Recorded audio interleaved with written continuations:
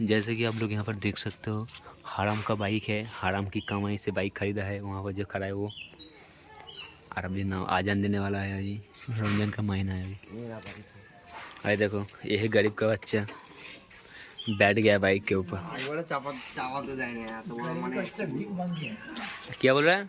भीख मांग गया। बोल रहा है कि गरीब का बच्चा भीख मांग गया। तुम 60 FPS से लाओ वीडियो। वो बोल रहा है 60 FPS में लो, क्योंकि वीडियो अच्छे से ब्लर नहीं मार रहा। ब्लर मारने की ज़रूरत नहीं। इस वीडियो को क्वालिटी नहीं चाहिए, क्योंकि पता है तेरे को क्वालिटी क्यों तेरे को पता है क्यों नहीं चाहिए क्वालिटी? पता है क्यों नहीं चाहिए? गई। मतलब वीडियो का क्वालिटी इसलिए नहीं चाहिए क्योंकि ये जो है ना, यहाँ पर जो क्वालिटी खड़ा है KTM, इसको देख के वायरल हो जाएगा। ये झाट बराबर चल रहा है। ये यहाँ पर देखिए, रुमाना झाट इधर देखो ना, रुमाना झाट रुमाना झाट তুই वो बोल তুমি আনেন দাও झाटটা আছে রুমকে চাপা